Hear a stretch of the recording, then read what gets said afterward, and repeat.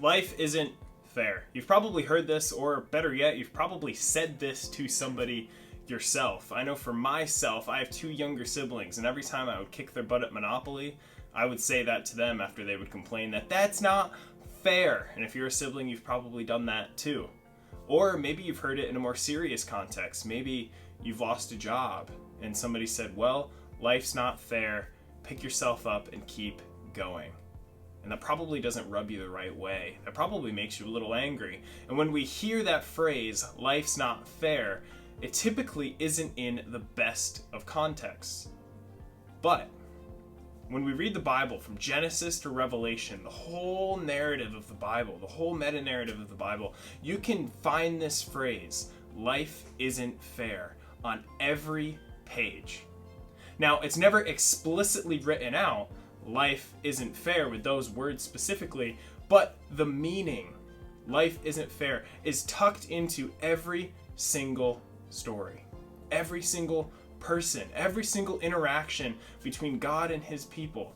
Life isn't fair. Runs the gamut. Again, from Genesis to Revelation. From the beginning of time to the end of time. And it's still applicable today. And normally, it's a negative context, but now in the Bible, it's actually a context in which connotes worship and glory. And what do I mean by this? How could life isn't fair bring about worship and glory to God? Well, if we go to Exodus chapter 34, verse 6, it reads this. And he passed in front of Moses, proclaiming, the Lord, the compassionate and gracious God, slow to anger, abounding in love and faithfulness. Now in Exodus 34, Moses is on top of the mountain receiving the law from God. And what we just read was God telling Moses a little bit about himself. And I want to focus on the one word in this that I had highlighted on the slides, and that is love. He is abounding in love. And that word specifically screams life isn't fair. Because here's the thing. In English, we have one word for love, and it's love, funnily enough. And when we have the word love and we read it in the Bible, our definition in English of the word love is so broad. It can apply to many different kinds of relationships and on varying degrees. I love my dog, but not the same way I love my wife or my siblings, my brother, my mom, my dad. Same with you. However, in Hebrew, there's multiple different words for love. And this specific word for love that we just read is chesed. And what this means is loyal love, everlasting love. If you read Psalm 136, it says his love endures forever on every verse. Now that love is hesed love. Now what's amazing about this word hesed is that the power of it doesn't necessarily come from the person receiving it. Because if you know anything about the Hebrew story, especially in Exodus, God's people are really good at not following instructions. They're really good at sinning against each other, of sinning against God, and sinning against themselves.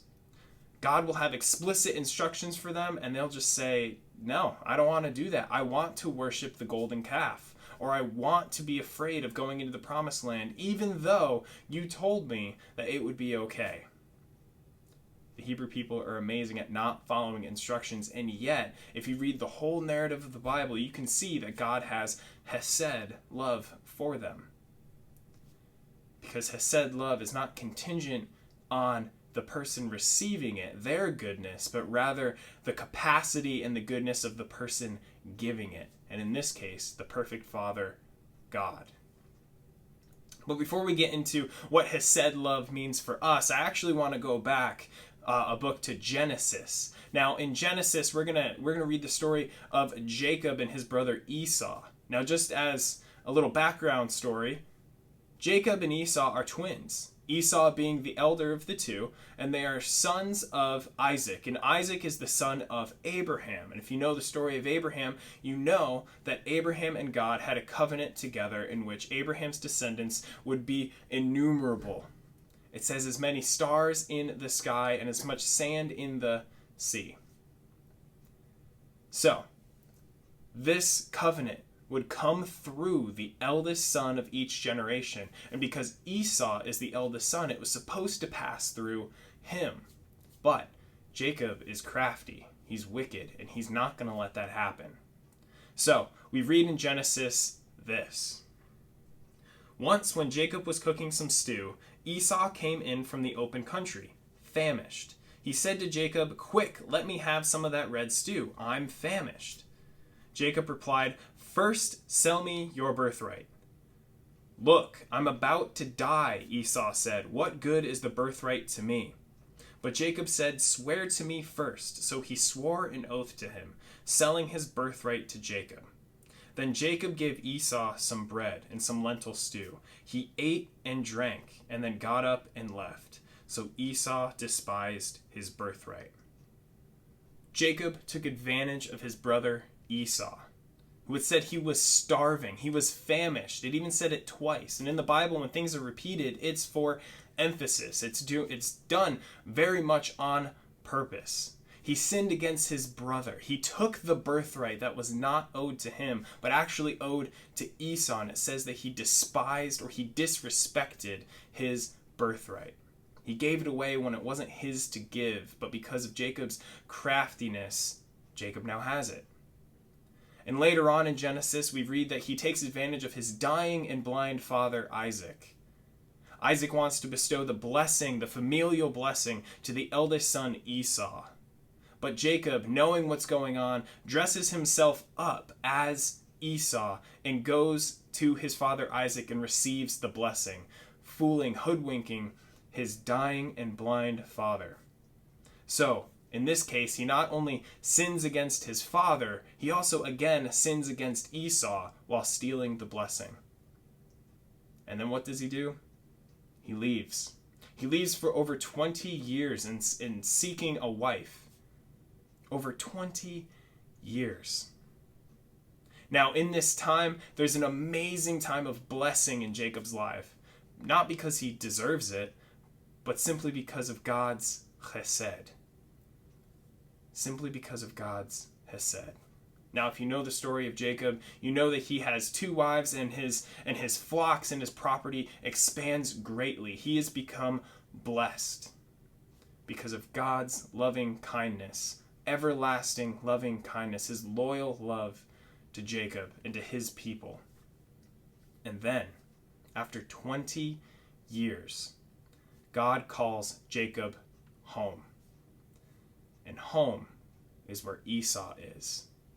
So Esau sends scouts on ahead to see how does Esau think of me? Did he forget everything? Is he still mad at me? I don't know. So he sends scouts on ahead, and they come back and they say, Esau has 400 men ready for you.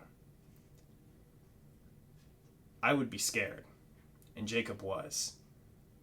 So Jacob prays this prayer to God as he's ready to meet his brother, the one who is the personification of the sin that he's committed. And this is his prayer.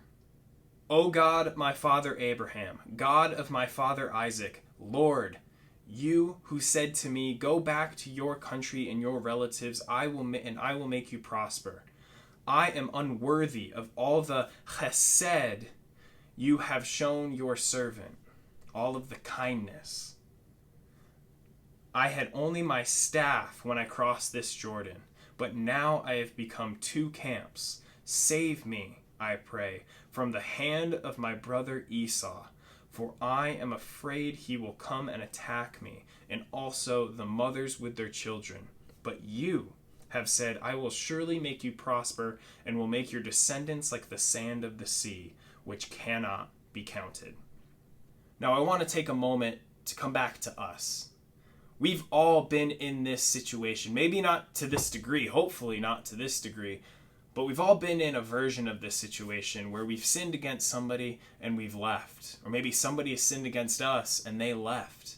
Whether they've created physical space or emotional space in order for us or them not to have to deal with the sin that they've committed against somebody. And in those sorts of situations, there is no room for forgiveness. There's no room for a maturity of faith. There's no room for a maturity in that relationship. Human beings are wired to avoid conflict, and they separate. And that's exactly what Jacob did these last 20 years. But now he's being called home to confront his sin. And if you notice in his prayer, there's a confession. Let me read it again. It says this: I am unworthy of all of the kindness, all of the hesed you have shown your servant. I had only my staff when I crossed this Jordan, but now I have become two camps. Did you catch that? Where it said, I am unworthy of all of the hesed, all of the kindness that you have shown me in my absence, but also my whole life. I am unworthy. He understands that he is a sinner, and he is unworthy of the kindness that God has blessed him with. That's a confession. He's come to grips with the fact that he has done wrong, and now he must confront that wrong. And he prays that Esau will not destroy him. Even though by our standards, Jacob kind of deserves it. So let's read what happens next. It says this: Jacob looked up, and there was Esau coming with his 400 men. So he divided the children among Leah, Rachel, and the 2 female servants. He put the female servants and their children in front, Leah and her children next, and Rachel and Joseph in the rear. He himself went on ahead and bowed down to the ground 7 times as he approached his brother. Now I just want to pause there. 400 men. Just like the sin that we commit has the ability to destroy us, Esau, the literal personification of Jacob's sin in his life, has the power to literally destroy him. Try to put yourself in his shoes. The fear he must feel. But then this happens. But Esau ran to meet Jacob, and he embraced him. He threw his arms around his neck and kissed him, and they wept. In this moment in Jacob's life, life was not fair.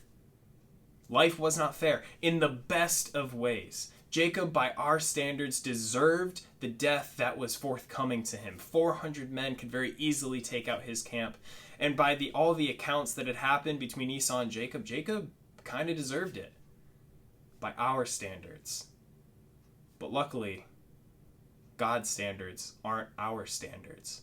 Life isn't fair. Jacob, finally, the stars aligned in just the perfect way where God was calling him home, and Esau had the ability to rally 400 men behind him. It looked like Jacob's fate was imminent. And yet God's hesed love knocked that flat. God's hesed love showed once again that life is not fair. There's deep parallels between this story in Genesis and our story on this side of the cross. Jesus, make sure that life is not fair. He took upon himself the sin that we have committed and died, overcame the grave and was resurrected so that we could be with God, so that we could seek a life of restoration, just like Jacob did with his brother Esau. Life is not fair. It's not fair for Esau. It's not fair for Jacob. It's not fair for us. Life is not fair. God's hesed love is everlasting. It was back then, it was in the New Testament, and it is still now. So I ask you in this moment, do you feel God's hesed love in your life?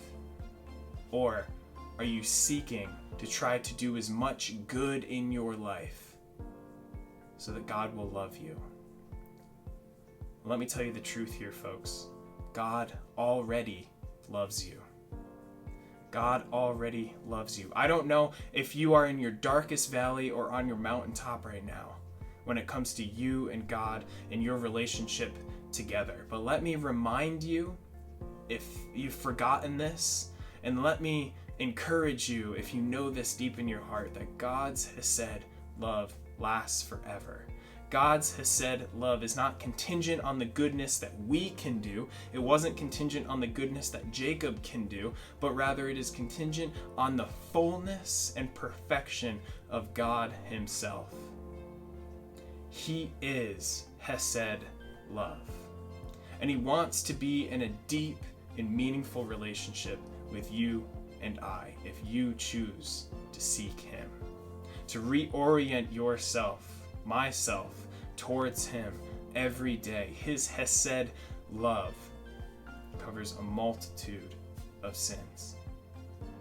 Jesus' blood on the cross is a perfect example of God's Hesed love being played out in real life so that we can have a relationship with Him.